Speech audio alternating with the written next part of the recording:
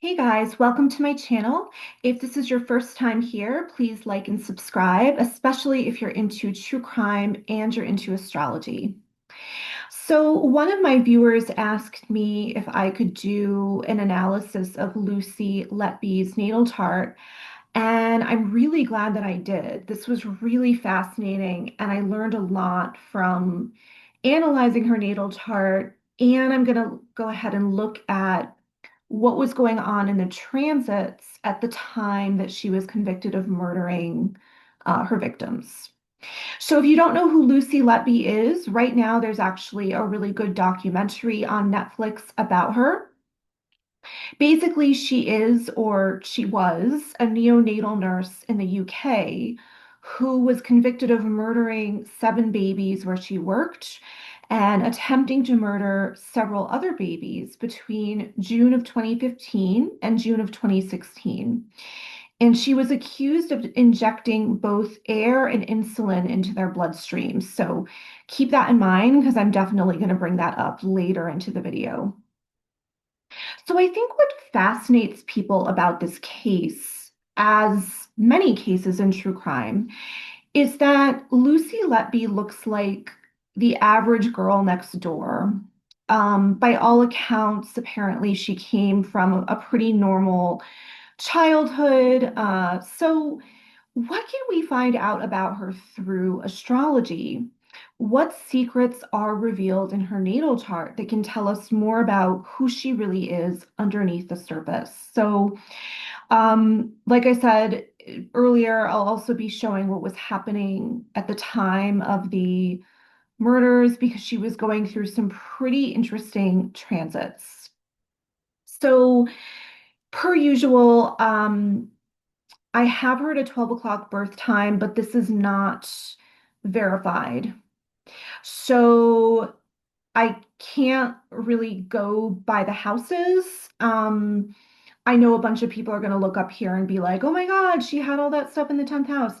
Not necessarily because, again, I do have her at 12 o'clock, but we do not know the birth time. So just keep that in mind. She was born January 4th, 1990 in Hereford, England. So I am actually going to start off with the stellium. So she has a stellium in Capricorn. Again, I don't know what house it's in. Here, it just so happens to be in the 10th house. It might or might not be in the 10th house, depending on her birth time. But no matter what time she was born, this stellium would still be intact. The same planets at the same degrees, in the same sign, in the same order. So Neptune here is leading the stellium.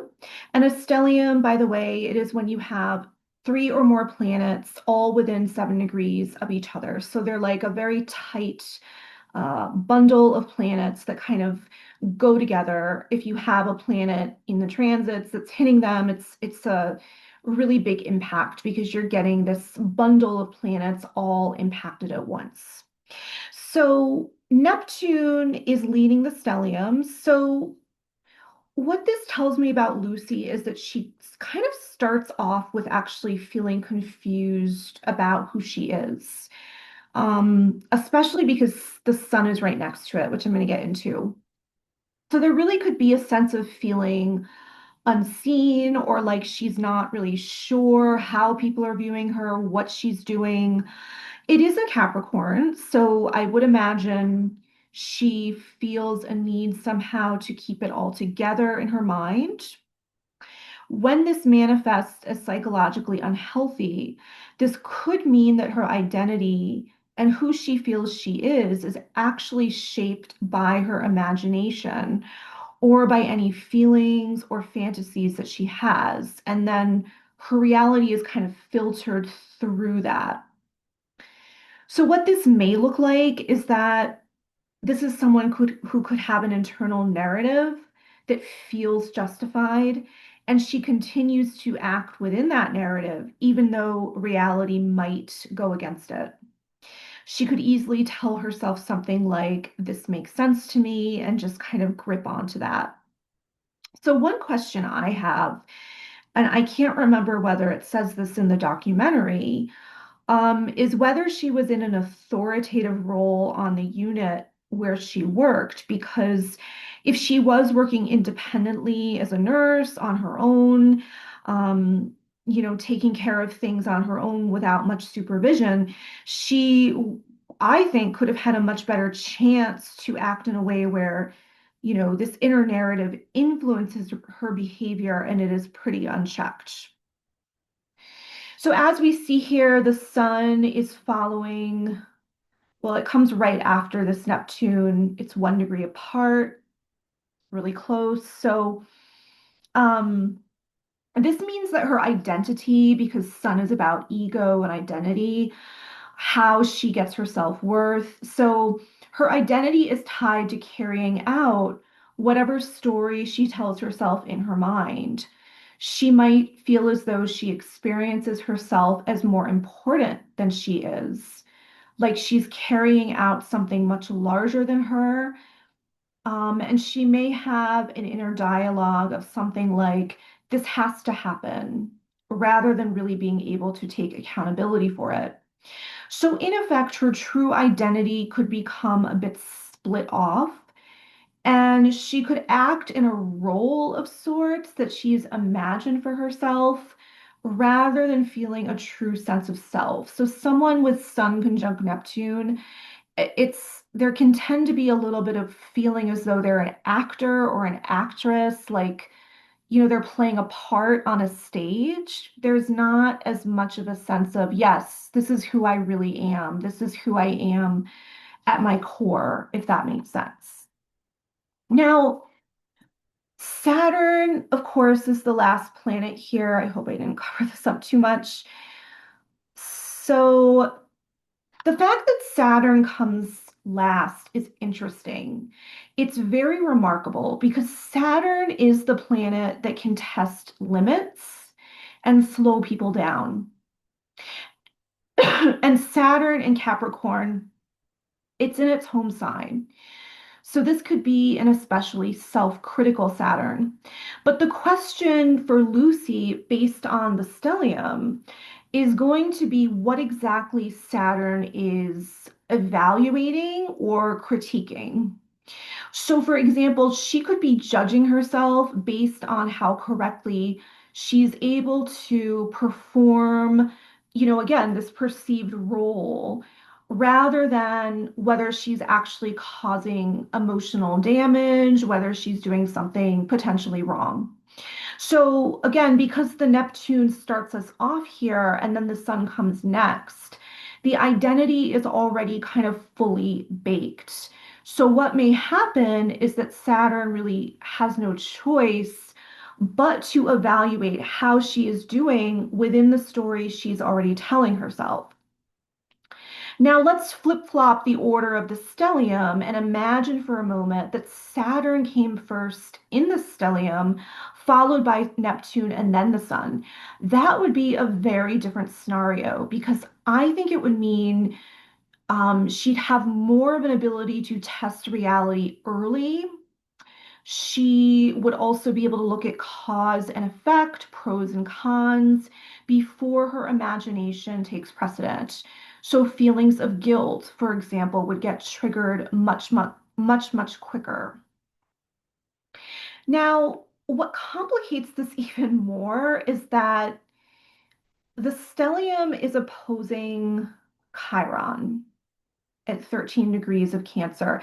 And again, I know people are going to look at this and be like, oh my God, it's in the fourth house. Something happened at home. I think that's quite possible, but just to remind people, we don't have a birth time. So it happens to show up in the fourth house here. It may or may not actually be in the fourth house.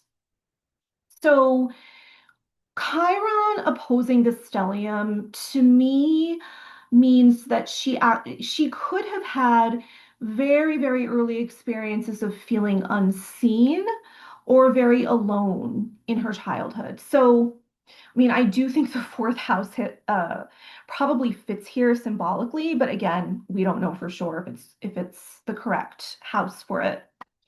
But in general, because Chiron is opposing the stellium, her identity is formed in response to whatever wound she has. So, because it's an opposition, instead of her saying to herself, I am someone who was hurt, that would be more likely if Chiron was next to these planets.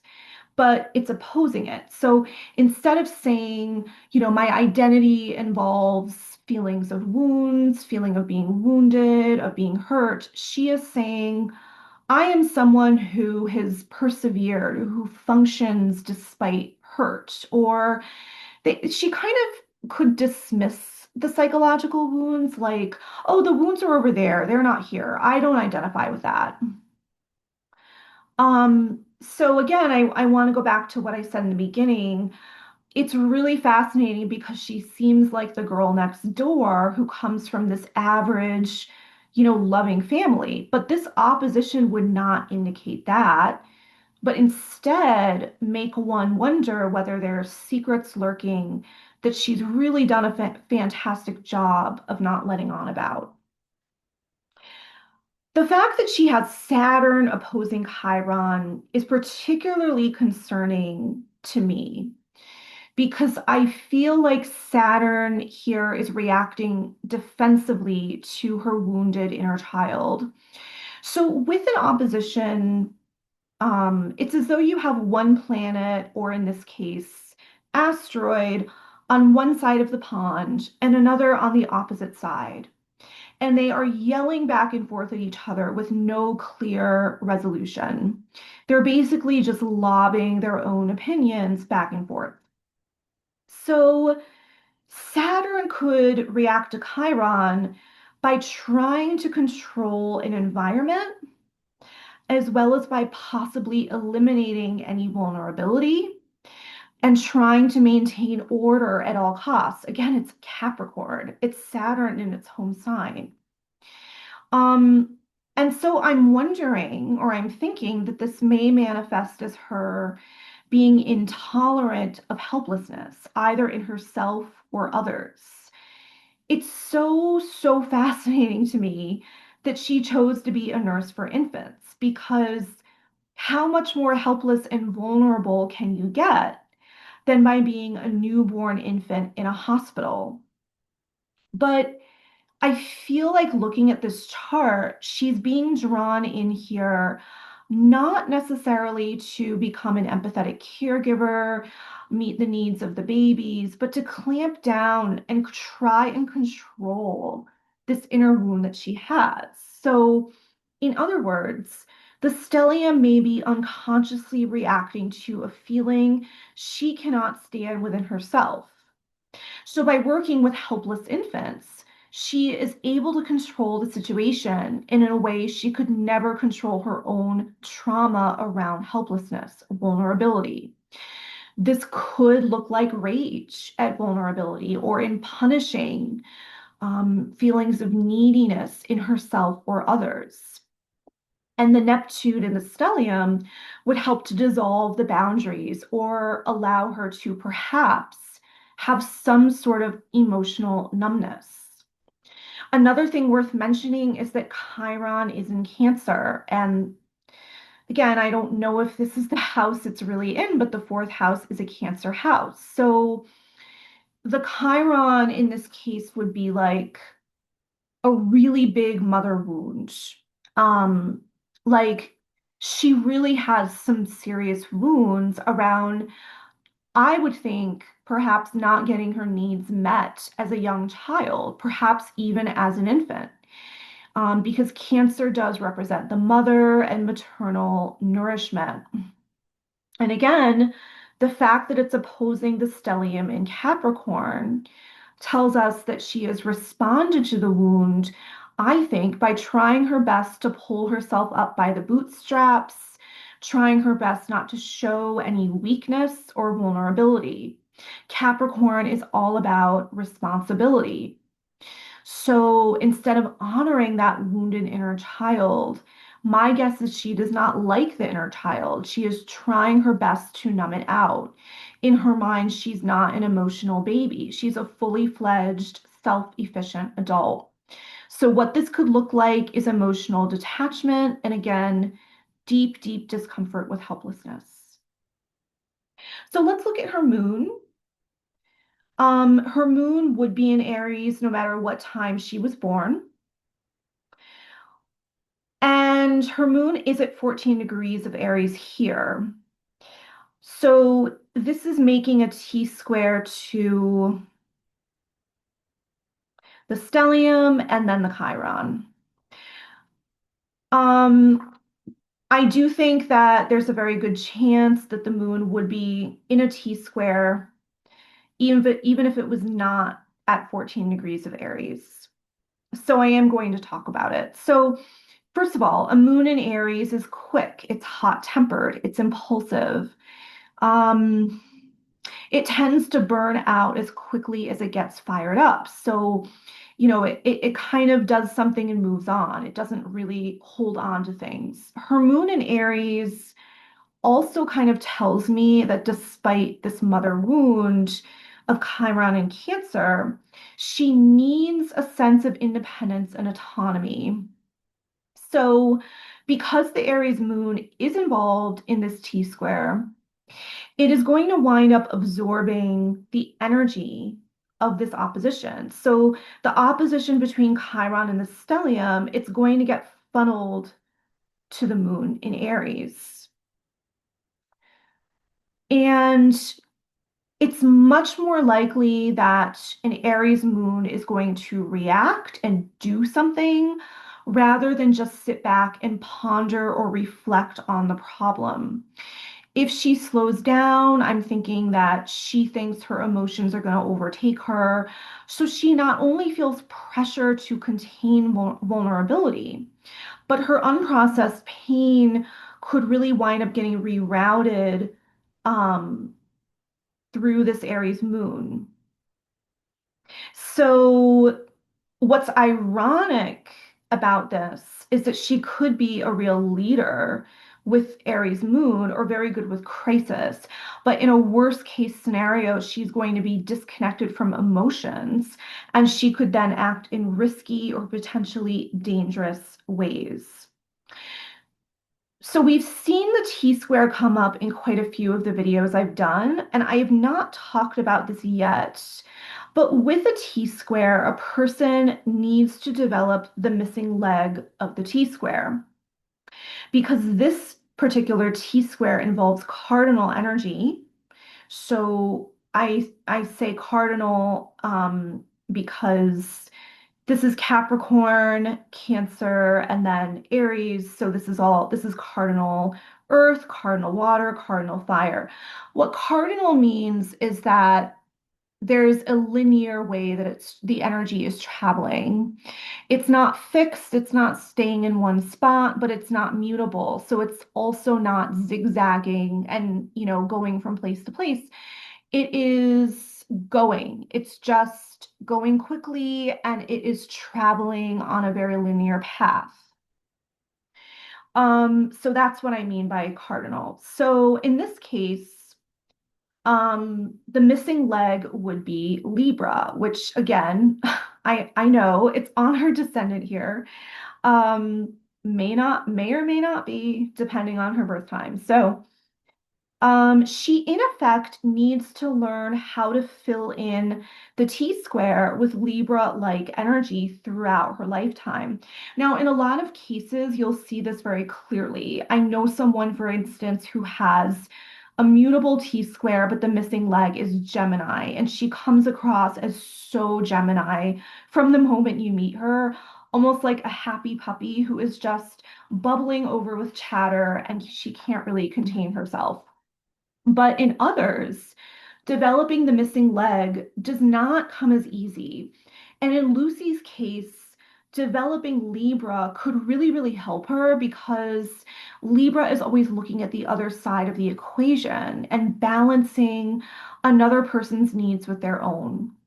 So Libra could, in effect, cause her to pause and ask herself, is this fair? Is this right? How does this affect the other person?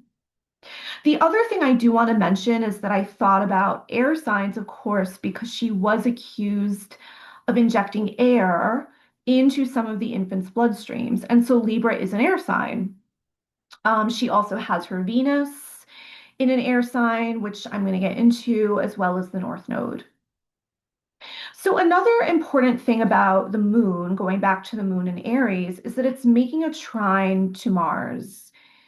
And this Mars in Aries is actually ruled by the Mars in Sagittarius.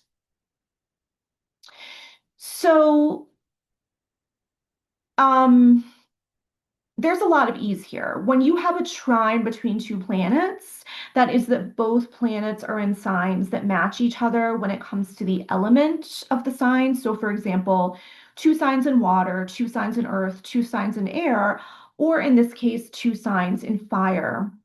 What this means is that both of these planets are in complete agreement with one another and they are backing each other up.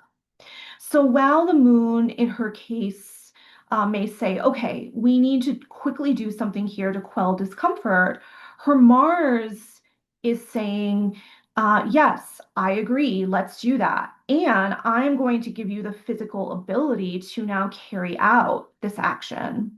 And fire signs, they're passionate, they're very reactive, they're very good at starting something, doing something, not as good at staying still and pausing to think and ponder before leaping into action. That's much more earth-based.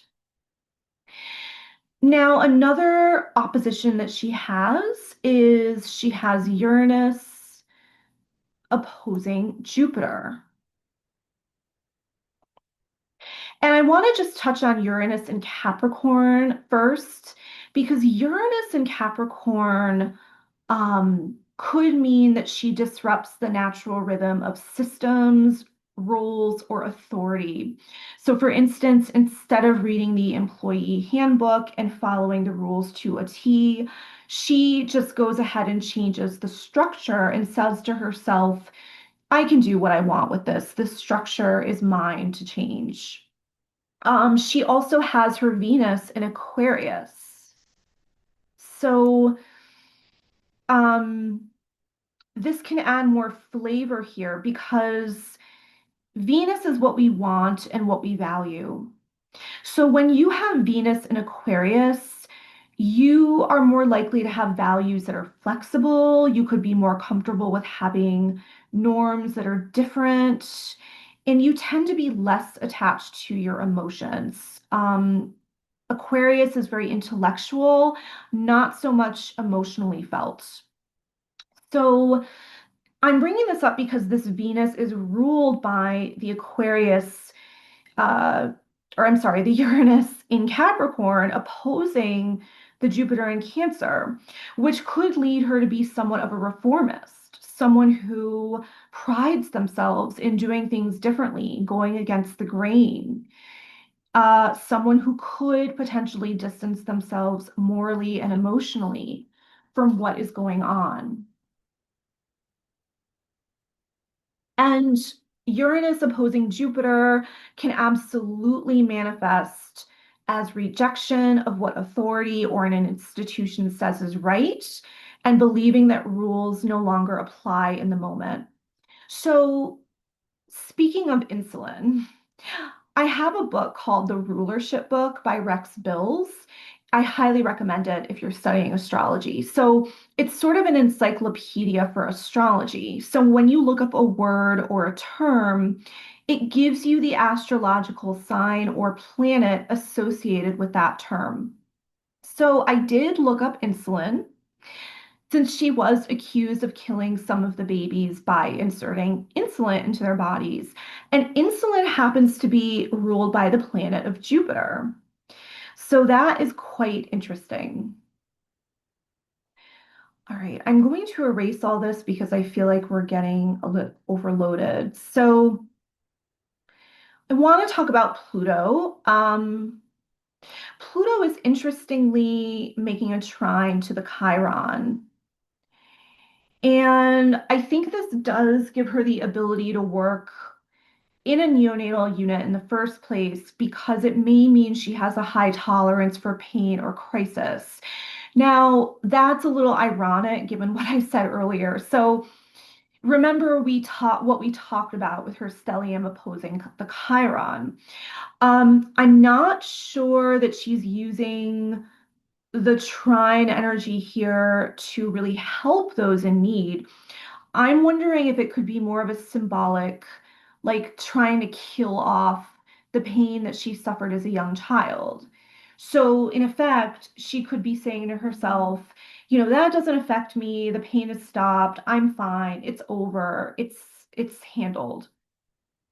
Meanwhile, it's in fact not handled because it's alive in this opposition that we talked about.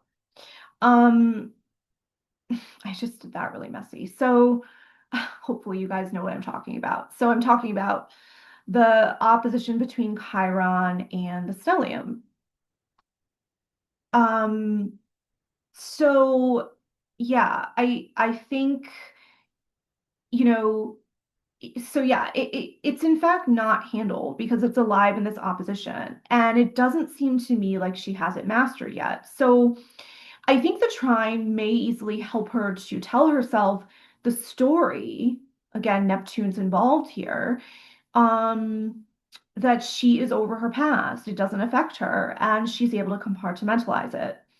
Pluto is also making a sextile to the planets here, so she has a fairly easy ability to do this and to be on Capricorn's side in the opposition. Now, there's also the possibility that the moon is making an inconjunct to Pluto. We don't know for sure because we don't know the exact degree, but there's a good chance that it is. So, an inconjunct is when you have two planets that are speaking completely different languages. So, you constantly have to sacrifice something in order to adjust. It's like going to the freezer and expecting ice cream, but all you get is salmon. So, if this aspect, Moon in conjunct Pluto, does exist, what it says to me is that if she does experience an emotion, it may have a Pluto-like intensity to it. In other words, she could feel her feelings in a big way. However, because this is an inconjunct, the moon is not really going to understand the intensity here. I mean, Pluto is in Scorpio. This is really deep, really emotionally intense, but the moon is in Aries. So that is not very, well, it's very angry, but it's not, I mean, both these planets are ruled by Mars. So anger is definitely part of the deal, but Pluto is much more, I think, psychological. People could be a little more psychologically in touch with themselves or aware of what's going on underneath the surface, whereas Aries really isn't. They're more interested in what do I have to do next? So as you can see, they're not really relating to one another. So the moon is not going to really understand the intensity of Pluto and Scorpio here. It doesn't get Pluto, it can't relate. So, what this means to me is that her psyche may learn to constantly adjust around emotion instead of actually staying with it. So, in effect, emotion becomes something she must control, get rid of, perhaps do something to bypass it. That's where the Aries moon comes in. She has a really good opportunity to do that also with the trine to Mars, like I talked about before. And last but not least, Pluto is making a square to her nodes. Surprise, surprise. We have seen this in a lot of my videos. Pluto is making some kind of hard aspect to the North Node and the South Node. So the South Node is where we've come from. And then the North Node is the path we are meant to travel in this lifetime. Pluto, being that it's making a square to the nodes, to me means she's getting thrown off her life path. So this is someone who may need to learn some pretty hard lessons to be able to align with her North Node in Aquarius. Now, what's interesting to me is that the crime she's accused of having committed one could see as being quite Aquarius. It's very bizarre. It's kind of unheard of. And like I touched on earlier, she did involve the element of air, if, when she was convicted of committing this crime. Um, but Aquarius is also very much about humanitarianism, the greater good, being part of a group with a common goal, a common belief. So all of these things, I think she's really not getting right. So now let's look at the transits, and just bear with me here because it's going to take me a minute. Um, so I am going to do a quad wheel. Whoops, let me erase all this first. Um, okay, so I'm doing a quad wheel, and we're going to be including her secondary progressions as well as her solar arc progressions. So the date that I'm doing is, let me just mix this up.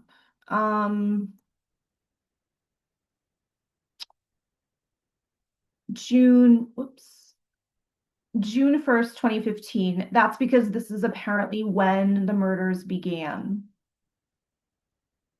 So, okay. All right. So I'm going to go over what I'm seeing now, and then I'm going to go over what you're going to see over the course of the year that's hitting her chart. Because again, apparently the murders took place between June 1st, or I don't know if it was June 1st, but it was June 2015 up to June of 2016. And I believe there were like 4 murders, if I read it correctly, that she is accused of having committed in June of 2015. So what do we see right off the bat? Pluto is at 15 Capricorn, and look at everything this is sitting on, right? So it's sitting on the stellium, it's 1 degree away from the Saturn. Um, and so over the course of this year, Pluto would be toggling back and forth. It's the slowest moving planet. So in June of 2016, I'm not going to bring up another chart, but in June of 2016, Pluto does end up at 17 degrees of Capricorn, which means it would be 1 degree past the stellium. It would be 1 degree past Saturn. However, it would still be approaching her progressed Saturn. So technically it really hasn't left it. But what I was going to say also is that keep in mind, Pluto is such a powerful planet that sometimes we are still feeling the effects of it or the aftermath of it, even when it has separated or it's kind of moved on only by a degree or two. So what does this mean, Pluto sitting on her stellium? To me, it symbolizes that over the course of this year, Lucy's identity was somehow fused with themes of power or survival. There may have been a fear of collapse if she loosened the reins for some reason. She may have felt a sense of, I must maintain control in some way or everything's going to fall apart. The fact that Pluto was on her Saturn in particular tells me that old ways of doing her job or performing duties may have been dismantled by her or by others. Structures and responsibilities were destined to transform. She had the ability to change things at work in terms of her responsibilities in an extreme way, because Pluto is extremes, and she may have faced karmic consequences as the result of her actions. So now I am also seeing that Uranus is at 19 Aries. So her moon is at 14 Aries. If she were born later on this day, her moon could be 18 Aries, 19 Aries, 20 Aries. So it's possible that Uranus in the transits was sitting on her moon. And Uranus was traveling back and forth between 16 degrees of Aries up to the low 20s of Aries when we would get to June of 2016. So it also would have been making a square to that Saturn at some point. And Uranus, of course, is about doing the unexpected. It's about sudden and abrupt chaotic change, disruption. Neptune is at 9 degrees of Pisces. So within the year, it goes back and forth between 9 to 11 degrees of Pisces. So when it's at 11 degrees of Pisces, it is 1 degree away from solar arc North Node. Where she should be going is fuzzy. Perhaps she can't see a path forward. Neptune would also be approaching a square to her natal Mars. And so her actions could be guided by confusion, idealization, fears, something perhaps not based in reality. Now, her solar arc Pluto is also sitting on this Mars. In Pluto-Mars connection, to me, I think of it like a volcano erupting or like a zit popping. Um, there could be a lot under the surface. Again, Scorpio, there could be a lot of turmoil and anger underneath that someone may have been holding that comes to a head. There is also, during this time, the potential that she has a very strong drive to be powerful, to create some kind of really big transformation.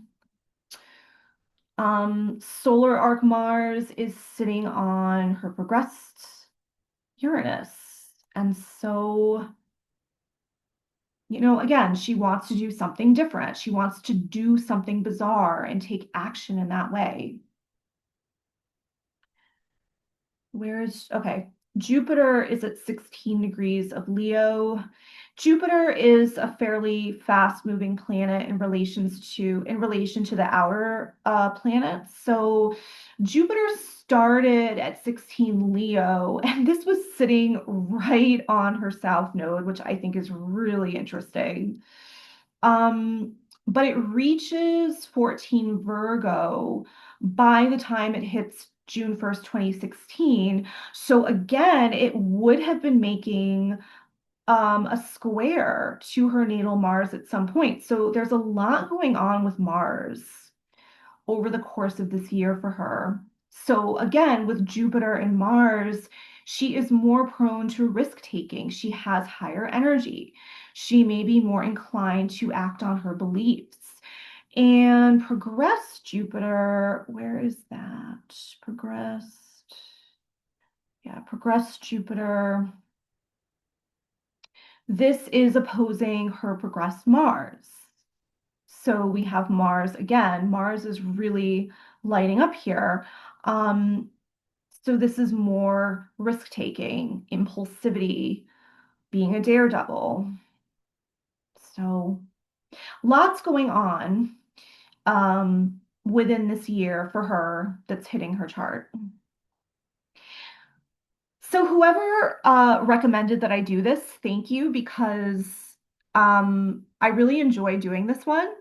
And it was very interesting. It was very fascinating. The natal chart alone, just getting into that and digging in was really enjoyable for me. And I hope that you guys enjoyed watching it and learning from it. So let me know if there's people that you want me to do.